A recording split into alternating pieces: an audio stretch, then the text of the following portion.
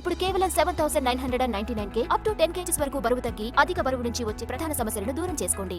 ఇండియాలో Hollywood movies కి full demand ఉంది. విజువల్ వండర్స్ చూసేందుకు మన ఆడియన్స్ ఇంట్రెస్ట్ చూపిస్తున్నారు. అందుకే ఇంగ్లీష్ మూవీస్ మన సినిమాలకు పోటీగా, ఇంకా చెప్పాలంటే కొన్ని చోట్ల మన సినిమాల కంటే ఎక్కువగా వసూలు రాబడుతున్నాయి. ఇప్పుడు ఇదే ఫార్ములా రిపీట్ చేయడానికి రెడీ అయింది డెడ్ పూల్ అండ్ వోల్వరిన్.